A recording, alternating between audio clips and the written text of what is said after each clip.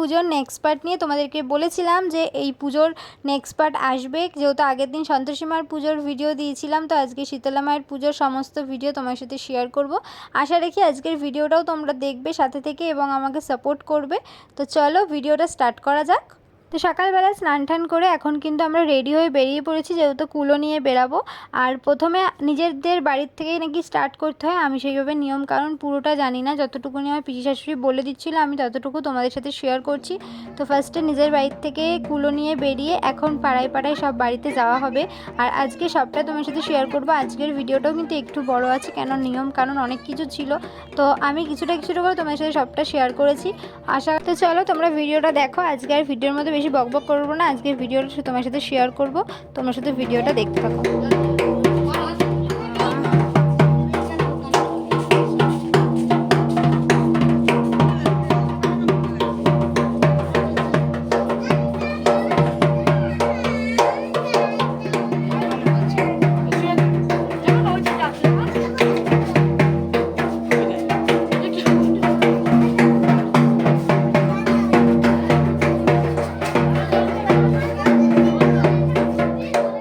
যখন কুলো নিয়ে বেরাই তখন কিন্তু বাইরে ভীষণ রোদ্দুর ছিল আর সেরকমই গরম ছিল, মানে ধারণার বাইরে। আমাদের মুখ চোখ দেখে বুঝতে পারছো, ঠিকঠাকভাবে তাকাতেও পারছি না, ফোনে আদৌ কিছু ভিডিও চলছে বা কিছু হচ্ছে সেরকম বুঝতে পারছি না।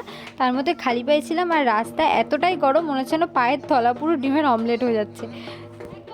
আমাদের বাড়ির কিন্তু এই বাৎসরিক পুজো কিন্তু আগে আরও বিশাল বড় করে হতো, মানে আমি তখন বিয়ে করে আসিনি, যখন আমার ঠাকুমা শাশুড়ি না কি বলে অ্যাকচুয়ালি, মানে আমার বরের যখন ঠাম্মারা ছিল তখন কিন্তু উনিই পুজো করতো, উনিই সমস্ত দায়িত্ব পালন করতো নিজের হাতে, এমনকি প্রচুর লোকজন খাওয়াতো। আমার এগুলো সব গল্প শোনা, সবার কাছে মানে বড়দের কাছে গল্প শোনা, কিন্তু এখন সেভাবে পুজোটার হয় না। আর এখন এমন হয়েছে যে মানে সেভাবে কারো শরীরও দেয় না যে সারাদিন উপোস থেকে পুজোর সমস্ত কিছু গোছগাছ করবে। তো তখন কিন্তু ঠাম্মা বেঁচে থাকতে নাকি অনেক বড় করে আমাদের বাড়িতে পুজোটা হতো, আমি গল্প শুনেছি, প্রচুর লোকজন নাকি খাওয়া দাওয়া করতো, আসতো অনেক দূর দূর থেকে, কেন আমাদের মন্দিরটা কিন্তু অনেকটা জাগ্রত সবাই বলে। তো এখন এই পাড়ায় দেখো সবার বাড়িতে বাড়িতে কুলো নিয়ে আমরা যাচ্ছি। তো এখানে কুলো নিয়ে ঘোরা কমপ্লিট হলে কিন্তু আমরা ঘরে গিয়ে তারপরে কিন্তু পুজোর হাতে মানে কাজে হাত দেবো, কারণটা ঠাকুরমশাই আমরা যখন কুলো নিয়ে বেরিয়েছি তখনই কিন্তু চলে এসেছিলো। তো তাই জন্য আমরা কুলো নিয়ে ঘুরে গিয়ে আমি মন্দিরে পুরো পুজোর কাজ করতে বসে পড়েছি।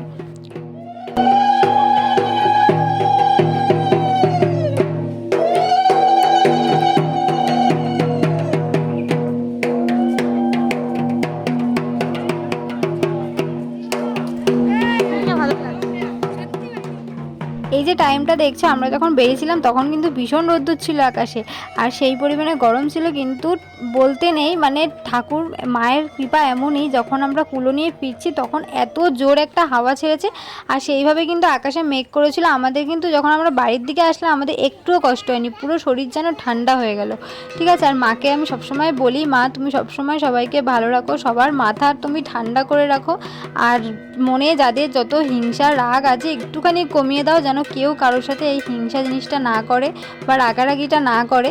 তো চলো এখানে দেখতে পাচ্ছ ঢাক বাজানো হচ্ছে, কাশি বাজানো হচ্ছে, ভীষণ মজা করেছি আমরা পুজোতে। মেন হচ্ছে আরও মন থেকে ভক্তি ভরে মায়ের সব জিনিস গুছিয়ে দিতে পেরেছি, মায়ের পুজোতে ছিলাম, এটাই আমার কাছে অনেক।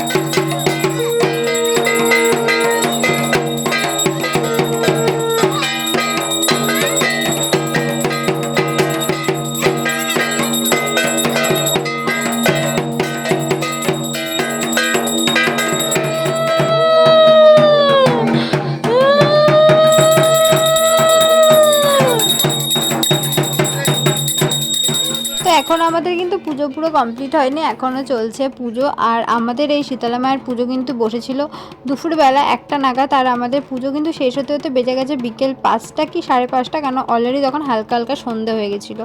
আর এই পুজোটা অনেকটা টাইম ধরে হয় তোমরা সবাই জানো।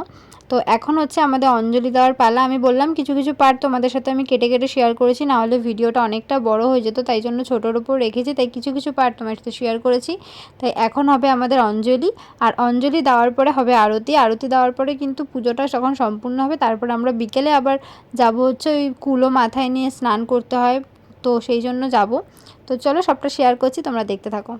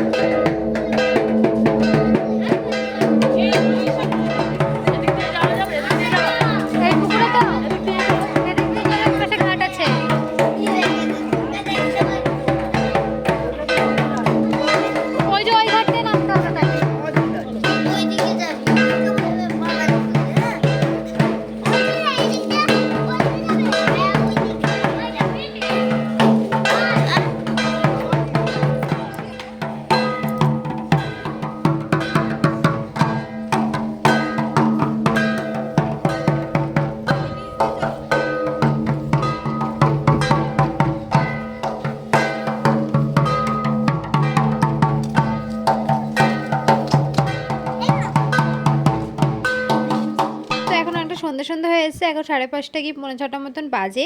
তো এখন হচ্ছে আমাদের যাওয়ার পালা, হচ্ছে ওই পুকুরে যাচ্ছি, সেটা হচ্ছে কুলোটা ভাসাতে।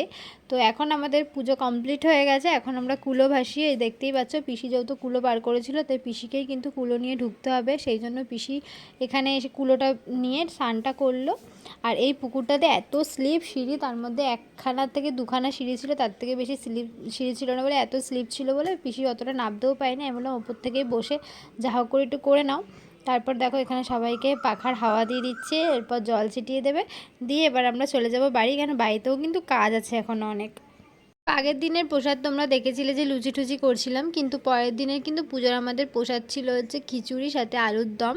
তো সেটা ওখানে বাবা একটু রান্নাটা করছিল, আর এদিকে আমি এসেছিলাম ঘরে, কেন সেদিনকে আমি আবার বেরিয়েছিলাম একটুখানি সন্ধ্যেবেলা, সেটা হচ্ছে নাকছাবি পড়তে গেছিলাম, কেন আমার অপারেশনের সময় নাকছাবিটা নাক থেকে খুলে ফেলেছিল, তারপর আমি আর পড়তেই পারছিলাম না, সেই জন্য সেদিনকে সন্ধ্যেবেলা একটুখানি বেরিয়েছিলাম। তারপর এসে দেখলাম এখানে রান্নাবান্না কমপ্লিট হয়ে গেছে, আর তারপরে এখানে এখন দাওয়ার পালা, তো দিতে এখন আমি রুদ্র সবাই মিলে বসে পড়েছি ভাগ করতে। এখানে বাটি বাটি করে দিচ্ছি, আর যারা এমনি বাইরে থেকে বাটি নিয়ে এসে তাদেরকে বাটি করে দিয়ে দিয়েছি প্রসাদ। তো আজকের ভিডিওটা বেশি বড় না, এইটুকুনি রাখছি। ভিডিওটা কেমন লাগলো অবশ্যই কমেন্ট করে জানাও ভালো লাগলে, আর দেখা হচ্ছে নেক্সট ভিডিওতে। এরপর থেকে আশা রাখি পরপর টুকটাক ভিডিও আমার চ্যানেলে, মানে আমার প্রোফাইল বা চ্যানেল যাই বলো দুটোতেই আসবে, মানে ইউটিউবেও আসবে ফেসবুকেও আসবে। তো আজকের মতন টাটা বাই বাই। আর কিছু কিছু ফটো তোমার সাথে শেয়ার করলাম, ফটোগুলো দেখো, যদি ভালো লাগে লাইক করো, ভিডিওটা কমেন্ট করো। দেখা হবে নেক্সট ভিডিওতে, ততক্ষণ তোমরা সুস্থ থেকো, ভালো থেকো, অনেক অনেক হ্যাপি থেকো, আর একটুখানি সাপোর্ট করো ফেসবুকে। এখন সবাই সবাইকে সাপোর্ট করলে তবেই কিন্তু দাঁড়াতে পারবে, সেই নিয়ে কিন্তু রাগারাগি হিংসা হিংসি একদম না করে সবাই সবার পাশে থাকো, সবাই সবাইকে সাহায্য করো এগিয়ে যাওয়ার জন্য। চলো।